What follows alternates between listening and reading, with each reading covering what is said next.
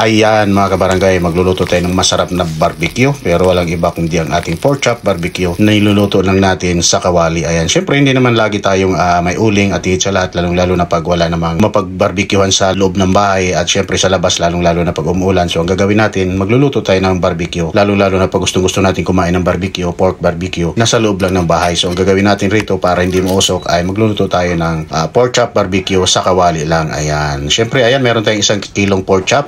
Minarinate muna natin ng kalamansi, paminta at syempre konting white sugar. Syempre ang barbecue medyo manamis-tamis mga idol. Ayan, at syempre meron tayong special rito yung ating oyster sauce. Lagyan natin ng konting bitsin at syempre yung ating soy sauce. Ayan, at i-marinate lang natin, halu-haluin lang natin. Siguro i-marinate lang natin siguro mga 1 oras para talagang tumalab yung kanyang lasa. O mas maigi kung magdamag natin i-marinate, ilagay lang natin sa rib. Pero pag madalian na, syempre 1 oras ayos na. Ayan. So ayan, gumamit tayo rito ng kawali mga idol. Ayan. At konting-konting mantika lang. Ayan, parang nagano ka lang, para ka lang talagang nag-iihaw. So ganun lang gagawin natin. Ayan, kunting mantika at mas maigi kung yung gagamitin natin ay yung non-sticky fan kung mayroon tayo, pero pag wala, pwede na yung Pilipinong kawali, Pinoy kawali mga idol. Ayan, kagaya niyan. So medyo mahina lang yung apoy natin para talagang dandahan lang ang kanyang pagkaluto, hindi siya nabibigla, para talagang barbecue na barbecue ang dating, kagaya niyan mga idol. Ayan, ganyan lang kasimple kadali magluto ng pork barbecue na nasa kawali lang at nasa loob ka lang ng bahay, pero lasang-lasang barbecue mga idol. Ayan, at syempre with pipino yan mga lods. Ayan, okay, at pwede na po tayong kumain at maraming salamat. At sa mga nagtatanong nga pala kung magkano ang kilo sa area namin rito sa Cainta, Pasig, ang baboy po rito ay nagkakahalaga ng 290 per kilo. Ayan, paki-comment mga idol kung magkano ang kilo sa inyo ng baboy ngayon, ang pigi. Syempre ibang kilo na liempo medyo mahal. Ayan, at sa mga gusto nga palang umorder ng ating bagnit bagoong at ng ating sukarapsa, ayan, ilalagay po natin yung link ng Shopee mamaya sa comment section pag